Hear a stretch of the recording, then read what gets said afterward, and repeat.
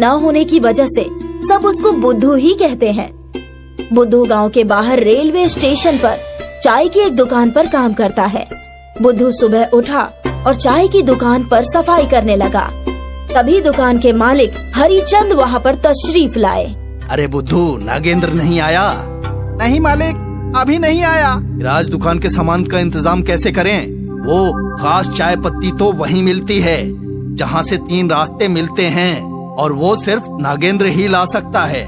मालिक, उन रास्तों पे कोई और क्यों नहीं जा सकता? अरे तू बददिमाग है क्या? उस गांव के सिर्फ 3 ही रास्ते हैं, जिसमें पहला रास्ता नदी से होकर जाता है, दूसरा रास्ता कांटों से भरा हुआ है और तीसरा रास्ता आग के अंगारों से भरा हुआ है। फिर नागेंद्र आग में जलता क्यों नहीं है? तू सच में बुद्धू ही है। अरे बेवकूफ, नागेंद्र पहले रास्ते से नदी पार करके जाता है, बाकी 2 रास्ते तो उसके बाप के औकात से बाहर हैं। अच्छा चल, मैं अब रुखसत होता हूँ। नागेंद्र आए तो मुझे बुला लेना। हरिचंद बुद्धू को जिम्मेदारी देकर चला गया। बुद्धू चाय बनाने लगा और रेलवे स्टेशन से उतरने वाले लोगों को चाय बेचने लगा। तभी नागेंद्र भी आ गया और बुद्धू जल्दी से दौड़कर हरिचंद को बुला लाया।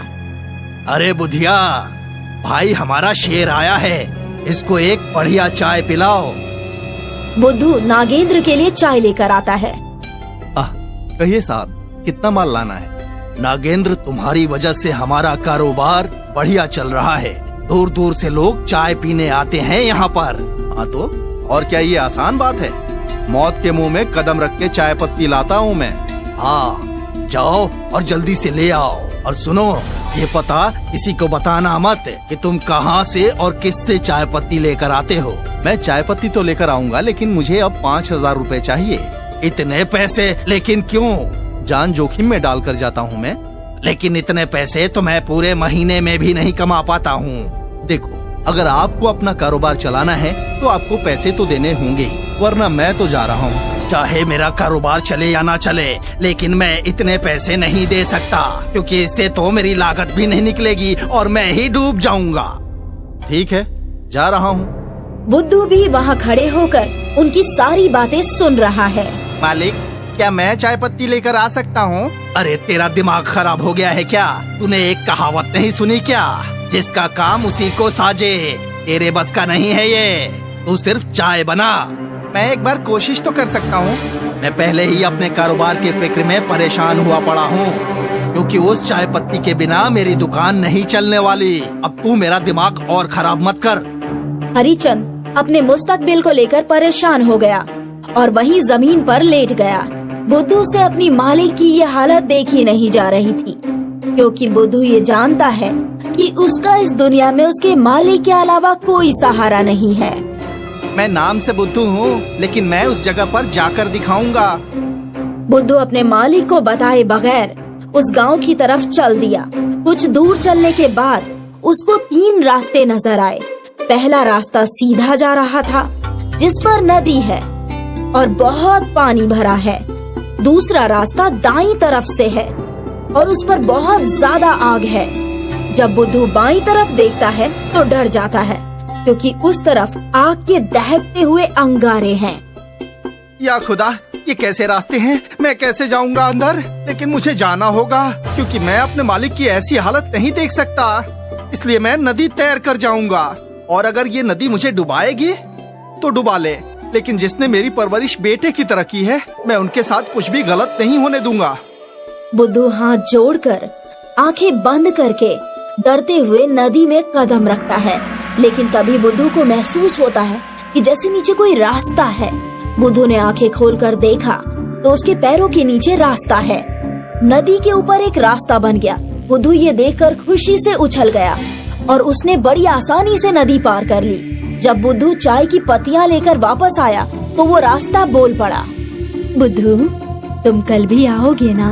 कौन है यहाँ? अरे बुद्धू, मैं जादुई रास्ता हूँ। तुम्हारे ऊपर रहम करके मैंने तुम्हारी मदद की है। अब तुम रोज यहाँ आ सकते हो। धन्यवाद जादुई रास्ते, अब मैं रोज यहाँ आया करूँगा। बुद्धू खुशी खुशी दुकान की तरफ चल दिया। बुद्धू हरिचंद को बिना इत्तला किए दुकान से गया था। इसीलिए हरिचंद बहुत गुस्से में था और बुद्धू का बेसब्री से आने का इंतजार कर रहा है। और अभी उसकी नजर मुस्कुराते हुए बुद्धू पर पड़ गई। बुद्धू को मुस्कुराता हुआ देखकर हरिचंद के गुस्से में उबाल आ गया। उसने एक डंडा उठाया और बुद्धू को पीटना शुरू कर दिया। कहाँ गया था? मैं जादुई रास्ते से आपके लिए चाय पत्ती लाने गया था। बुद्धू ने चाय की पत्तियां हरिचंद के हवाले कर दी। ये देखकर हरिचंद को बहुत हैरानी हुई और बहुत रोना भी आ गया। उसने बुद्धू को गले लगा लिया और अपना बेटा मान लिया। ज्यादा पैसों के लालच में नागेंद्र ने खुद अपने पेट पर लात मार ली थी। इसलिए अब उसने बुद्धू पर नजर रखनी शुरू कर दी और एक दिन बुद्धू को जादुई रास्ते के पास रोक लिया। अरे बुद्धू रुको, तुम इसमें डूबकर मर जाओगे। नहीं नहीं भाई, मैं इसमें नहीं डूबूंगा, ये एक जादुई रास्ता है। बुद्धू ने अपने भोलेपन में सारी बात उसे बता दी। अच्छा बेटा, तुम तो बड़े खिलाड़ी निकले, तुम्हारा कुछ न कुछ करना होगा।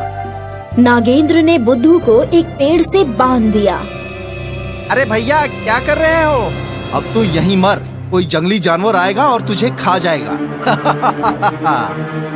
नागेंद्र ने जैसे ही नदी में कदम रखा, नदी ने उसे अपनी तरफ खींच लिया और तीनों रास्ते आपस में मिल गए।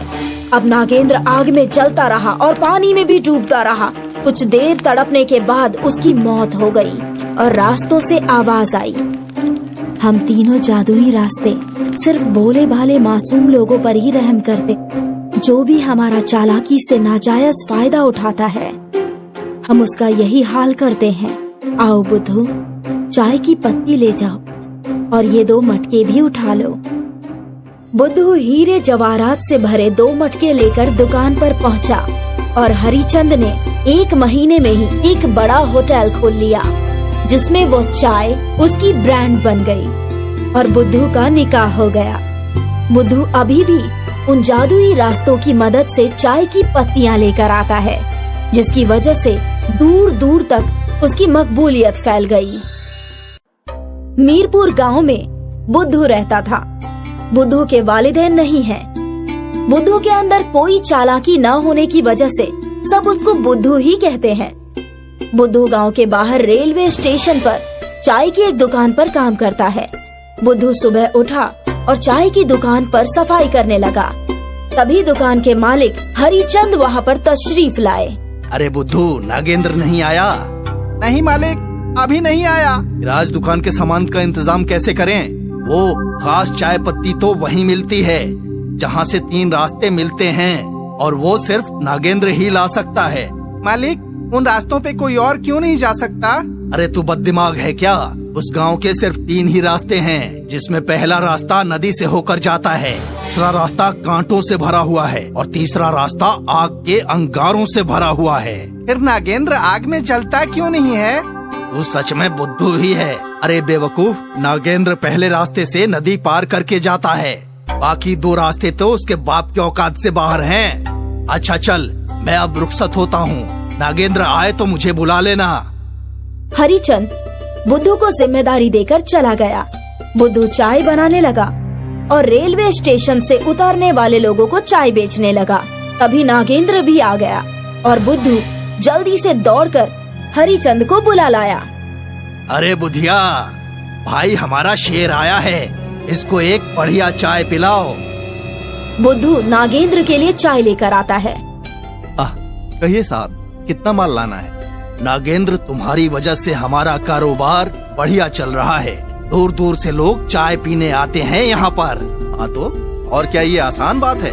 मौत के मुंह में कदम रख के चाय पत्ती लाता हूँ मैं। हाँ, जाओ और जल्दी से ले आओ। और सुनो, ये पता किसी को बताना मत कि तुम कहाँ से और किससे चाय पत्ती लेकर आते हो। मैं चाय पत्ती तो लेकर आऊंगा, लेकिन मुझे अब 5000 रुपए चाहिए। इतने पैसे? लेकिन क्यों? जान जोखिम में डालकर जाता हूँ मैं। लेकिन इतने पैसे तो मैं पूरे महीने में भी नहीं कमा पाता हूँ। देखो, अगर आपको अपना कारोबार चलाना है तो आपको पैसे तो देने होंगे, वरना मैं तो जा रहा हूँ। चाहे मेरा कारोबार चले या ना चले, लेकिन मैं इतने पैसे नहीं दे सकता, क्योंकि इससे तो मेरी लागत भी नहीं निकलेगी और मैं ही डूब जाऊंगा। ठीक है, जा रहा हूँ। बुद्धू भी वहाँ खड़े होकर उनकी सारी बातें सुन रहा है। मालिक, क्या मैं चाय पत्ती लेकर आ सकता हूँ? अरे तेरा दिमाग खराब हो गया है क्या? तूने एक कहावत नहीं सुनी क्या? जिसका काम उसी को साजे। तेरे बस का नहीं है ये, तू सिर्फ चाय बना। मैं एक बार कोशिश तो कर सकता हूँ। मैं पहले ही अपने कारोबार के फिक्र में परेशान हुआ पड़ा हूँ, क्योंकि उस चाय पत्ती के बिना मेरी दुकान नहीं चलने वाली। अब तू मेरा दिमाग और खराब मत कर। हरिचंद अपने मुस्तकबिल को लेकर परेशान हो गया और वहीं जमीन पर लेट गया। बुद्धू से अपनी मालिक की ये हालत देखी नहीं जा रही थी, क्योंकि बुद्धू ये जानता है कि उसका इस दुनिया में उसके मालिक के अलावा कोई सहारा नहीं है। मैं नाम से बुद्धू हूँ, लेकिन मैं उस जगह पर जाकर दिखाऊंगा। बुद्धू अपने मालिक को बताए बगैर उस गांव की तरफ चल दिया। कुछ दूर चलने के बाद उसको 3 रास्ते नजर आए। पहला रास्ता सीधा जा रहा था, जिस पर नदी है और बहुत पानी भरा है। दूसरा रास्ता दाईं तरफ से है और उस पर बहुत ज्यादा आग है। जब बुद्धू बाईं तरफ देखता है तो डर जाता है, क्योंकि उस तरफ आग के दहकते हुए अंगारे हैं। या खुदा,